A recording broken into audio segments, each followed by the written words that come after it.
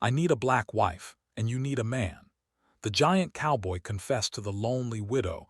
The Wyoming wind carried whispers through the dusty streets of Cedar Ridge in 1882. Josephine Clayton pulled her shawl tighter as she stepped into Morrison's general store. The conversation stopped. Eyes followed her every movement. She approached the counter with her short list and exact change. Morrison barely glanced up from his ledger. His weathered hands remained flat on the wooden surface. We don't extend credit to your kind. Josie placed $3 silver on the counter. I have cash. Morrison's eyes narrowed. He swept the coins toward her. Store policy. The other customers shifted uncomfortably. Some nodded in approval. Others studied their boots. Josie gathered her coins and walked out with her head high. Her empty basket felt heavier than if it were full. Her late husband's homestead sat 2 miles outside town. The fence posts leaned at odd angles. Weeds choked the vegetable garden Thomas had planted before the fever took him. The bank notice nailed to her door fluttered in the afternoon breeze. 30 days to settle the debt or lose everything. Thunder rolled across the plains as a massive figure rode into town.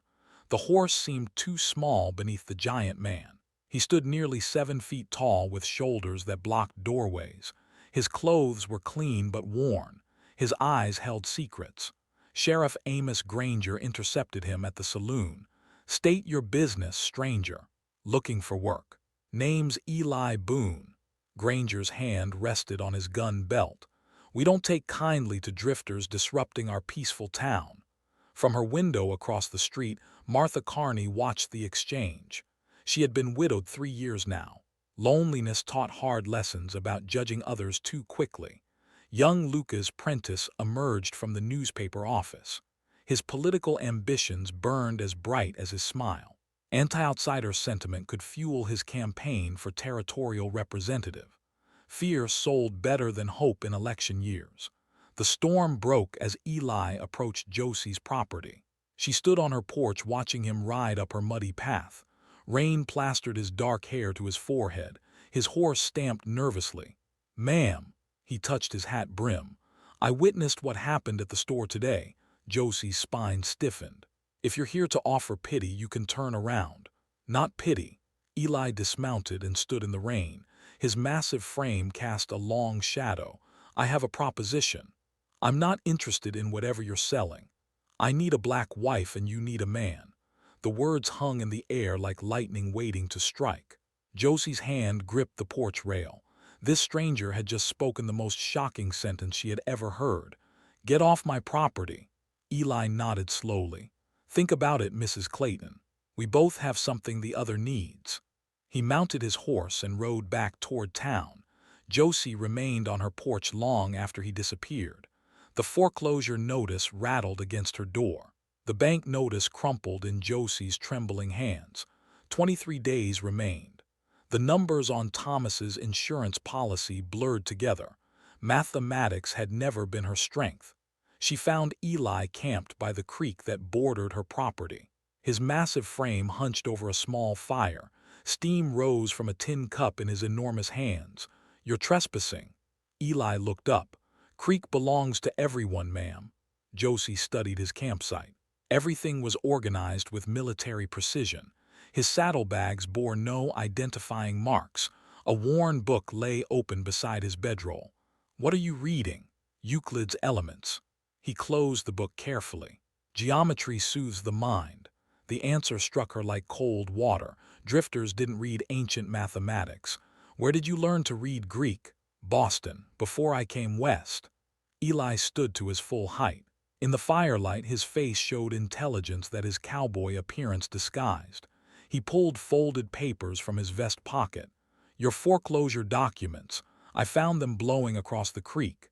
Josie snatched the papers. Her cheeks burned with embarrassment. "Those are private. The interest calculations are wrong." Eli's voice remained calm. "Bank charged you compound interest on a simple loan." "How do you know that?" "Because I can count." His eyes met hers steadily. "And because banks prey on folks they think won't notice." Josie's hands shook as she examined the numbers. Thomas had handled all financial matters.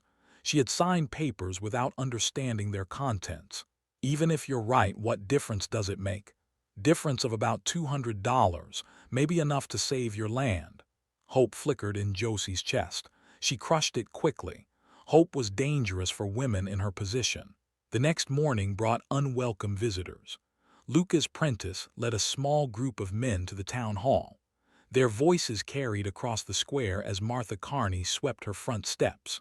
Decent folks deserve protection from undesirable elements, Lucas declared. We need ordinances to preserve our community standards. Sheriff Granger nodded along. Politics made cowards of honest men. By afternoon, new restrictions were posted. No business licenses for unmarried women. No employment for men without local references. No camping within town limits without permission. The laws targeted Josie and Eli without naming them directly. Martha watched from her window as Eli rode past. His shoulders carried the weight of invisible burdens. She recognized the look from her own mirror. Some secrets were too heavy for one person. A federal marshal arrived on the evening stage. He wore a crisp uniform and carried official papers. His questions centered on a wanted man described only as unusually tall. Looking for someone who fled Boston, the marshal told Sheriff Granger. Dangerous criminal, goes by various names. Granger's interest sharpened. What kind of dangerous?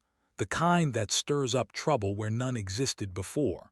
Thunder rumbled overhead as the marshal settled into the hotel. His presence changed the town's atmosphere like pressure before a storm. Josie found Eli in her barn the next morning. Rain had soaked through his clothes. His lips were blue with cold. The giant looked fragile as he shivered in the hay. You can't stay here. Nowhere else to go, his teeth chattered. Marshall's asking questions. What kind of questions? Eli's eyes held depths of pain she recognized. The kind that end with a rope. Josie's practical mind warred with her cautious heart. Helping him meant risking everything. Abandoning him meant losing her soul. One night. Then you find somewhere else. She brought him hot coffee and Thomas's old clothes. The shirt stretched tight across Eli's massive chest.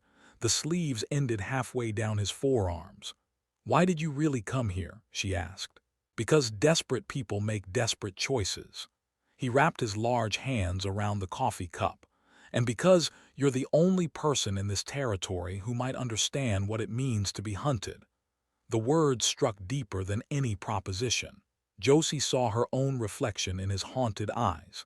That evening, Lucas's campaign rally filled the town square. His voice carried promises of security and tradition. The crowd responded with cheers and applause. Outside agitators threaten our way of life, he proclaimed.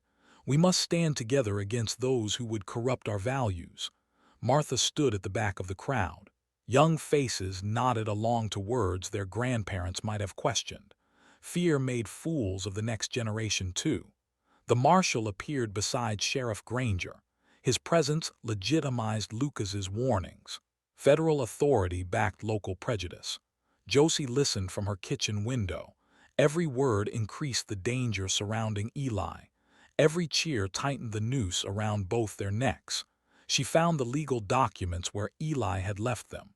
His penciled calculations filled the margins. The numbers told a story of deliberate deception. The bank had indeed cheated her. His mathematical precision impressed her. Thomas had taught her to read blueprints and understand structural loads. She recognized genuine expertise when she saw it. Dawn brought new complications.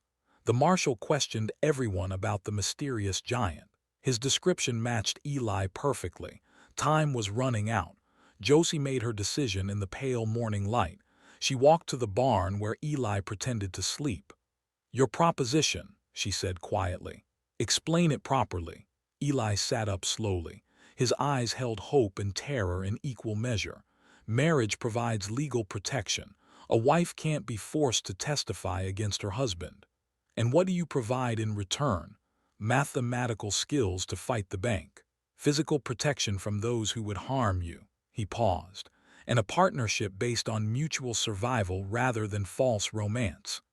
The offer was calculated and cold. It was also the most honest proposal she had ever received. "I need time to think. Time is the one thing we don't have."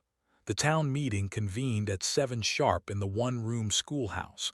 Lucas Prentice had called for a vote on his new ordinances. Every adult in Cedar Ridge squeezed into the small building. Oil lamps cast dancing shadows on worried faces. Sheriff Granger stood by the door like a sentinel. The federal marshal occupied the front row. His presence reminded everyone that outside authority was watching. Martha Carney found a seat near the back. She had lived through enough town meetings to recognize manufactured crisis. Fear always preceded the worst decisions. "Order, order." Lucas banged his gavel on the teacher's desk. "We're here to discuss the protection of our community values." Josie slipped through the door as Lucas began his speech. She had left Eli hidden in her root cellar. His massive frame barely fit in the cramped space. Discovery meant certain arrest. "Dangerous elements threaten our peaceful way of life," Lucas continued. "We must act decisively to preserve what our forefathers built." The crowd murmured agreement. Parents nodded while their children played between the benches. The schoolhouse felt warm and safe.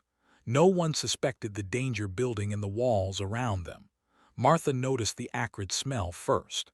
Her late husband had been a volunteer firefighter. She recognized the scent of burning wood. Her eyes searched for the source.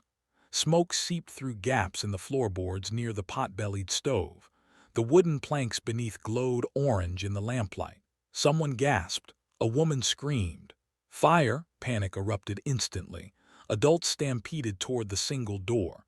Children cried in terror as the crowd surged forward.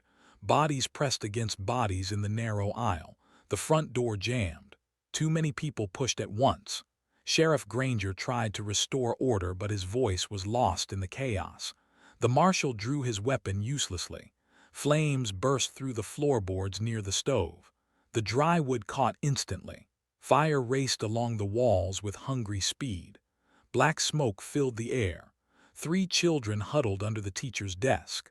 Tommy Morrison and the Heartfelt twins were trapped behind the spreading flames. Their parents screamed their names from the blocked doorway. The situation was hopeless. The building would collapse within minutes. Everyone could see it. No one could act. Eli's massive silhouette appeared in the rear window. Glass shattered as he crashed through the frame. His enormous shoulders barely fit through the opening. He landed hard on the burning floor. The crowd fell silent despite the roaring flames. The giant they had feared became their salvation in an instant. Eli grabbed a burning beam that blocked the children's escape. His hands blistered as he lifted the heavy timber. His strength was superhuman, but the fire was winning. "The support posts," Josie shouted from the doorway. "Don't touch the corner posts." She pushed through the crowd despite the danger. Her mind calculated load distribution and structural integrity. Thomas had taught her to read buildings like books. "Everyone form a line," she commanded. "Pass the children hand to hand." Her voice cut through panic with mathematical precision. She positioned people according to height and strength. Each person had a specific role in her human engineering system. Eli lifted Tommy Morrison first. The boy disappeared into the human chain Josie had organized. Small hands passed him toward safety with mechanical efficiency. The Heartfelt twins followed quickly. Eli's massive reach allowed him to grab both children simultaneously. His shirt caught fire as he passed them to waiting arms. A burning rafter crashed where the children had been hiding. Eli dove aside, but the heavy beam pinned his leg. He was trapped in the same spot he had just cleared. "The wall is load-bearing," Josie called out. "If we move that beam wrong, the whole roof comes down." She studied the building's skeleton through the flames. Mathematical relationships revealed themselves in the chaos. Force vectors and weight distribution became visible in her mind. "I need 3 people on the left side," she directed. 2 on the right. Lift on my count." Martha stepped forward first. Sheriff Granger followed despite the danger. Even Lucas abandoned his podium to help. 1, 2, 3. They lifted in perfect coordination under Josie's guidance. The beam rose just enough for Eli to pull his leg free. His pants were scorched, but he could still move. The roof groaned ominously. Support beams cracked under the fire's assault. Everyone had seconds to escape before total collapse. Eli stumbled toward the window he had broken. Josie guided him with steady hands. His weight threatened to bring down what remained of the structure. They tumbled through the window together as the schoolhouse roof caved in. Burning debris crashed where they had been standing. The entire building became a pile of flaming rubble. The crowd gathered in the street stared at the destruction. 3 children stood safely with their parents. 2 unlikely heroes sat gasping in the dirt. Everything had changed in 10 minutes. The federal marshal approached Eli slowly. His official papers seemed insignificant compared to what everyone had witnessed. "Your Professor Elijah Boone from Boston University," he stated. Eli nodded weakly. His burns needed attention, but arrest seemed certain. "Wanted for sedition and inciting rebellion," the marshal continued. "He just saved our children," Tommy Morrison's father interrupted. The crowd murmured agreement. Parents who had feared the giant stranger now saw him differently. Heroes were measured by actions, not accusations. "Mathematical instruction to colored students," the marshal read from his warrant. "Assistance to fugitive slaves through calculated route planning." The charges hung in the smoky air. Underground railroad activity meant federal crimes. Even heroism couldn't erase that reality. Josie stood slowly. Her dress was torn and blackened. Her hands were cut from broken glass. She had never looked more dignified. "Professor Boone is under my protection," she announced. "As my husband." The lie was perfectly timed and completely logical. Marriage would complicate any arrest. Legal protection began with legal status. Eli stared at her in amazement. The woman who had rejected his proposition now claimed him publicly. Her strategic mind had found the perfect solution. The marshal hesitated. Married suspects created jurisdictional complications. Local support made arrest dangerous. Federal authority had limits in hostile territory. Martha stepped forward. "I witnessed the ceremony yesterday." Sheriff Granger nodded slowly. "Seemed legal to me." The crowd closed ranks around their unexpected heroes. The giant and the widow had earned protection through courage. Even manufactured marriage deserved respect after genuine sacrifice. The federal marshal retreated to his hotel room with obvious frustration. Arresting a local hero required more evidence than a Boston warrant. The crowd's protection complicated everything. Josie and Eli sat on her front porch as dawn broke over the plains. Neither had slept after the fire. Bandages covered Eli's burned hands. Glass cuts marked Josie's arms. "Why did you claim me as your husband?" "Because it was strategically sound." Josie kept her voice steady.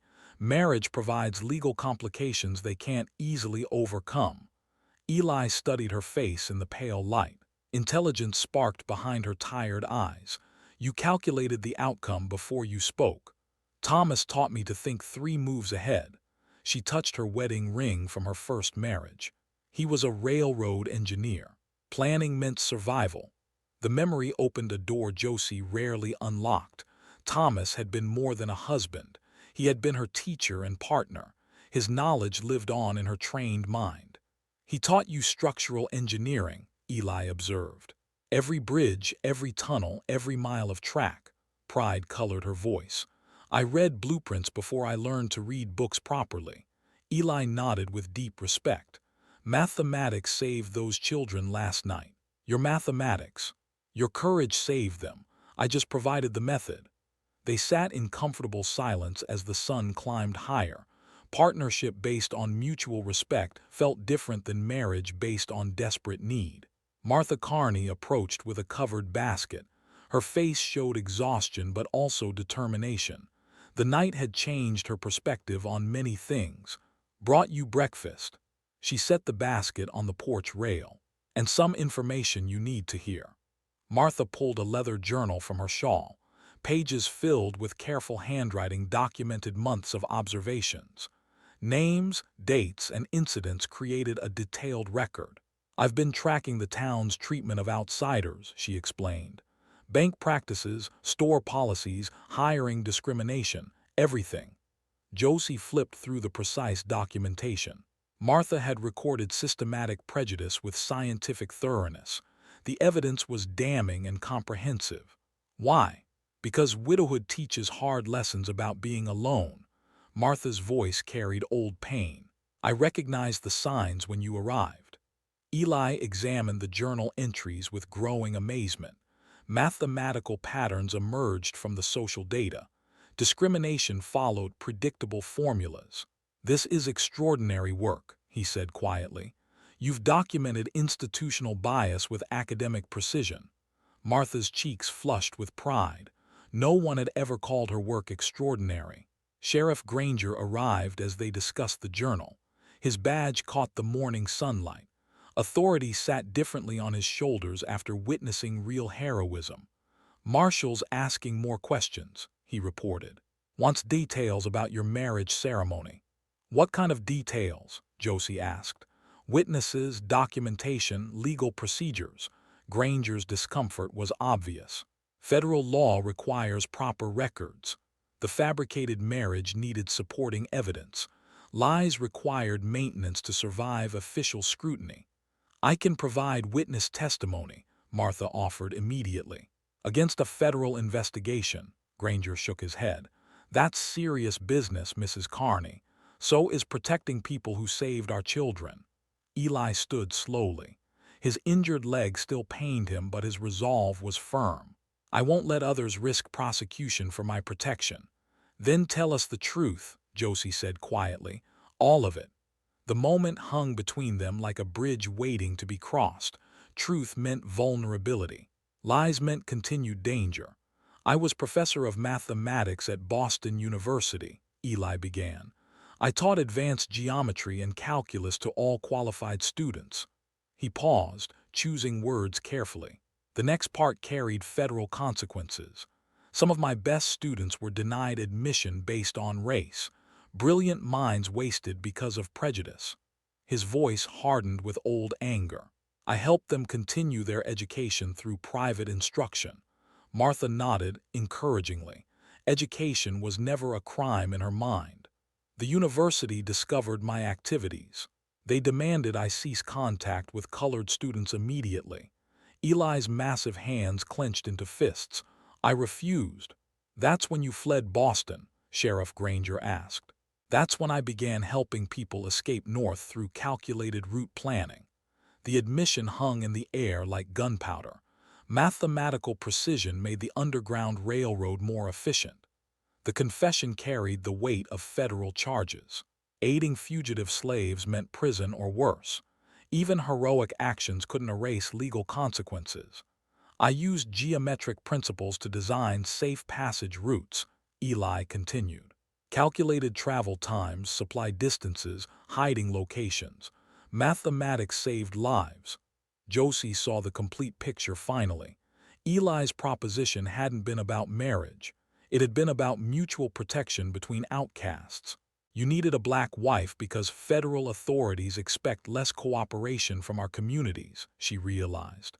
Survival through strategic alliance, Eli confirmed. Nothing romantic. Everything practical. Lucas Prentice appeared on horseback as if summoned by confession. His political ambitions had suffered during the fire. Heroism complicated his anti-outsider campaign. He dismounted slowly, studying the group on the porch. The federal marshal followed on foot. Official pressure was mounting. Folks need to know the truth about their supposed heroes, Lucas announced. The truth is they saved 3 children, Martha replied firmly. The truth is Professor Boone violated federal law, the marshal added. Underground Railroad activity carries serious penalties. Lucas saw political opportunity in federal backing. Law and order appealed to frightened voters. My grandfather conducted Underground Railroad operations during the war, he said quietly. The admission shocked everyone, including Lucas himself. Family history had escaped without conscious thought. Grandpa Prentice helped 19 people reach freedom, he continued. Used to brag about outwitting federal marshals. The marshal's confidence wavered. Local history complicated federal authority. Heroes existed on both sides of old laws. That was wartime, he protested weakly. That was conscience, Lucas corrected. Same as Professor Boone. The young politician's reversal surprised everyone most of all. Campaign calculations suddenly seemed less important than moral clarity. Sheriff Granger watched the exchange with growing understanding. Federal authority depended on local cooperation. Community support could trump official warrants. Seems to me these folks earned our protection, he declared. The battle lines were drawn. Federal power faced local loyalty. Outside authority confronted community values. The outcome would determine more than individual fates. The Morrison family arrived first. Tommy's father carried a homemade pie while his mother clutched a formal letter. Their boy walked between them, still awed by his rescue from the flames. "This is for the territorial governor," Mrs. Morrison announced, requesting clemency for Professor Boone based on heroic service. More families followed throughout the morning. The Hartwells brought similar petitions. Other parents whose children had been in the schoolhouse added their signatures. A protective coalition was forming organically. The federal marshal watched from his hotel window as the procession continued. His arrest warrant seemed increasingly worthless against community solidarity. Federal authority required local cooperation. Lucas Prentice sat in his campaign office staring at prepared speeches about outsider threats. The words felt hollow after his grandfather's confession. Family history had rewritten his political calculations overnight. He walked to the telegraph office and composed a message to his contacts in the territorial capital. Political favors could be called in for moral purposes. His grandfather's legacy deserved that much. Sheriff Granger found himself in an impossible position. Federal law demanded Eli's arrest. Community pressure demanded his protection. Both sides had legitimate claims on justice. He knocked on Josie's door that afternoon carrying official documents and personal doubts. Duty warred with conscience in his weathered face. "Marshals demanding action," he reported reluctantly. "Can't delay much longer without federal consequences." "What kind of consequences?" Josie asked. "Loss of federal funding for the territory. Possible federal takeover of local law enforcement." Granger's voice carried the weight of impossible choices, bigger than just one man's fate. Eli emerged from the house with his hand still bandaged. His massive frame seemed smaller somehow, burdened by the complications his presence created. "I should leave tonight," he said quietly. "Disappear into the territories where federal authority can't reach." "Running solves nothing," Martha interjected. She had been helping Josie organize the community response. "It just confirms their accusations. Staying risks everyone who's protecting me." Josie studied the legal documents Granger had brought. Federal warrants carried serious weight. Even community support had limits against government power. "There might be another way," she said slowly. Lucas mentioned territorial contacts, political solutions for political problems. The possibility hung in the air like hope mixed with desperation. Politics was unpredictable, but it offered alternatives to arrest or flight. That evening brought unexpected news.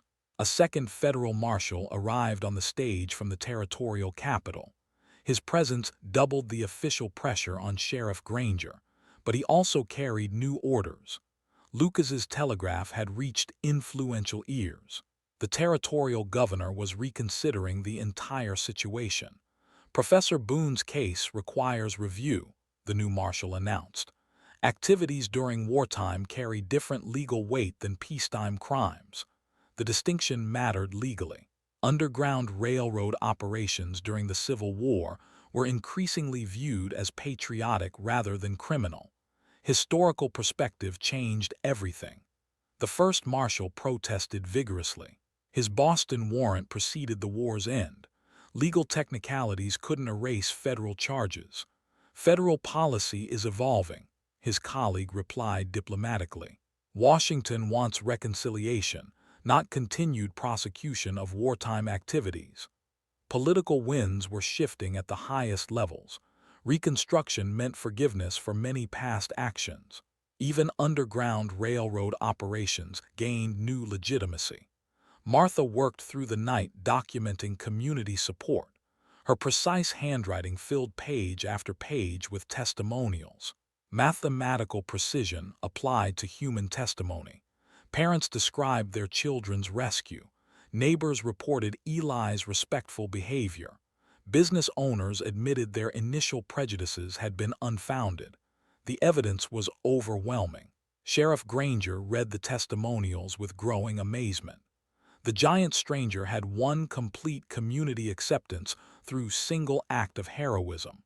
Character trumped prejudice when survival was at stake. Never seen anything like it, he admitted to Martha. Towns completely changed its mind about both of them. Fear makes people stupid, Martha replied, but courage makes them remember their better selves. The bank president arrived unexpectedly at Josie's door the next morning. He carried revised loan documents and obvious embarrassment. Eli's mathematical corrections had exposed deliberate fraud. There were errors in your interest calculations, he admitted reluctantly. Significant errors. Josie accepted the corrected paperwork without comment. The reduced amount was manageable with proper payment schedule. Her property was safe from foreclosure. Professor Boone's mathematical skills are quite impressive, the banker continued. Perhaps we could discuss consulting arrangements. The offer was unprecedented. Banks didn't typically seek advice from accused criminals, but mathematical precision was valuable regardless of its source. Eli considered the proposition carefully. Legitimate employment would strengthen his case for remaining in the territory. Financial stability would support his manufactured marriage to Josie. I'm interested, he said simply. Word spread quickly through Cedar Ridge. The giant professor was becoming a respectable community member. Employment legitimized his presence more than any legal argument. The general store owner who had refused Josie's service appeared that afternoon. His face showed embarrassment and calculation in equal measure. Business sense overcame prejudice when profit was involved. Mrs. Boone, he began awkwardly, I was hoping to discuss supply arrangements for your household. The respectful address marked a complete reversal. Marriage to a community hero had transformed Josie's social status overnight. I'm planning some construction projects, she replied diplomatically. Mathematical consultation on structural improvements. Professor Boone's expertise would be valuable for many local projects, the merchant agreed eagerly. Economic opportunity was dissolving social barriers faster than legal arguments ever could. Self-interest aligned with justice produced practical solutions. Lucas won his election by a landslide that fall. His campaign shifted from fear-mongering to progressive inclusion. Voters responded to leadership that emphasized community growth over divisive rhetoric. His victory speech thanked the heroes who had saved the town's children. Professor Boone and Mrs. Boone received special recognition for their service and contributions. The federal marshals departed without making arrests. Political pressure from above had transformed law enforcement priorities. Reconciliation replaced prosecution in territorial policy. Sheriff Granger kept his position, but with a new understanding of justice. Community protection sometimes required creative interpretation of federal mandates. Martha established herself as the territory's first female journalist, documenting social progress with mathematical precision. Her articles about inclusion and community building gained territorial recognition. The practical marriage between Josie and Eli had evolved into genuine partnership. Mutual respect grew into something deeper through shared challenges and victories. 6 months later, the transformation of Cedar Ridge was complete. The burned schoolhouse had been rebuilt with Professor Boone's mathematical precision, guiding every beam and joint. Children learned geometry alongside their letters in the bright new classroom. Lucas Prentice's progressive policies had attracted new businesses to the territory. The railroad was considering a branch line through their growing town. Progress meant prosperity for everyone willing to embrace change. Presidential pardon papers arrived on a crisp autumn morning. Lucas's political connections had reached the highest levels of government. Underground railroad activities were now officially recognized as patriotic service during wartime. Eli read the document twice before believing its contents. Federal charges were dismissed completely. His legal status was restored with full honors. The giant professor was free to live openly without fear. Professor Elijah Boone is hereby granted full presidential clemency for activities in service of human freedom, the official language proclaimed. Said activities are recognized as consistent with American values of liberty and justice. Josie watched her husband's face transform as he absorbed the words. The haunted look that had shadowed his eyes finally disappeared. Legal freedom meant emotional liberation. Their homestead had expanded into a thriving operation. Eli's mathematical planning had optimized crop rotation and water usage. Josie's engineering knowledge had improved irrigation and storage systems. Partnership produced prosperity. The unofficial school they operated attracted students from across the territory. Children traveled miles to learn advanced mathematics and practical engineering. Education was their gift to the next generation. Martha Carney had become their closest friend and business partner. Her journalistic skills documented their innovative teaching methods. Territorial newspapers praised their educational contributions regularly. The Boone Academy represents the finest in territorial progress, her latest article proclaimed. Mathematical precision combined with practical application produces remarkable results. The general store owner who had once refused Josie's service now competed for their business. His respectful attention bordered on embarrassing enthusiasm. Economic necessity had taught him expensive lessons about prejudice. "Mrs. Boone, I have those engineering supplies you requested," he announced proudly. "Finest quality materials available in the territory." Josie accepted his service with quiet dignity. Forgiveness came easier when accompanied by genuine respect. People could change when given proper motivation. The bank president regularly consulted Eli on complex financial calculations. His mathematical expertise had saved the institution from several costly errors. Competence commanded respect regardless of its source. Sheriff Granger had become a trusted ally and friend. His protection during the federal investigation had cemented mutual loyalty. Law enforcement worked best when it served community needs.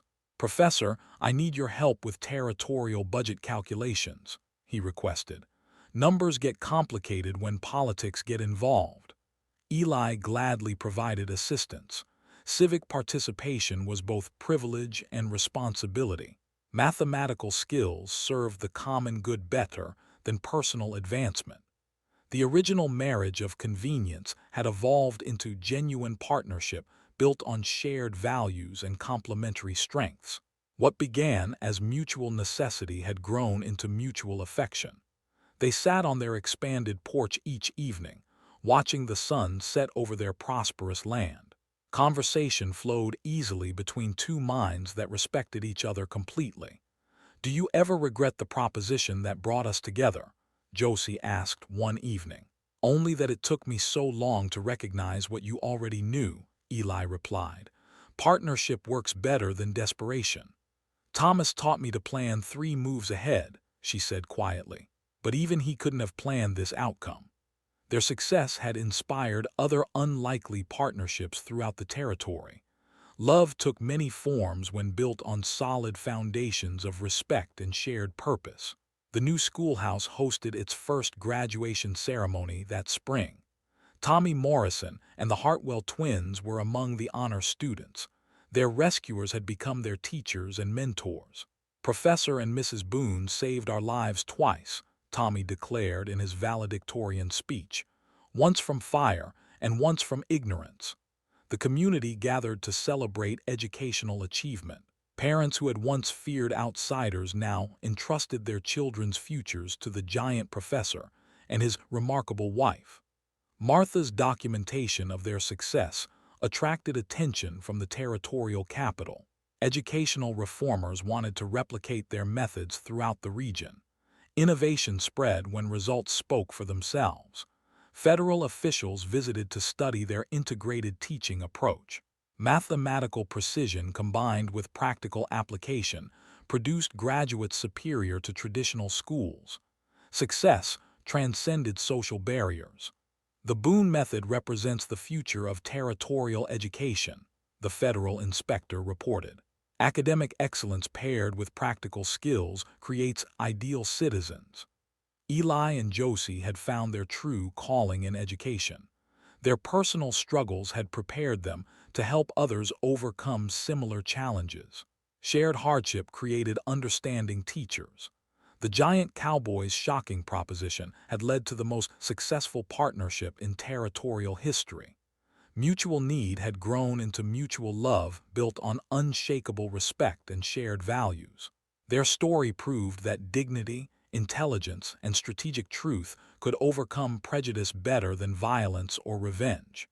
Character ultimately trumped circumstances when given opportunity to prove itself. Cedar Ridge had been transformed from a fearful, closed community into a beacon of progress and inclusion.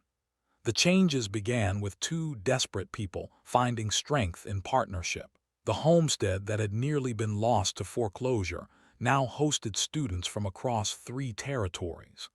Mathematical precision and engineering expertise had created educational excellence from practical necessity. Professor Elijah Boone and Mrs. Josephine Boone had rewritten the assumptions of everyone around them. The underestimated had become indispensable through competence, courage, and unwavering moral authority. Their love story was built on the solid foundation of mutual respect, shared hardship, and complementary skills. True partnership required equality, understanding, and common purpose. The giant and the widow had found exactly what they needed in each other. And that is all to the story for now. Please let me know where you are tuning in from. Perhaps we will create a story there. Consider liking this video and subscribing to our channel. And if you enjoy our content, click this video on your screen. I promise you it's worth watching. See you tomorrow.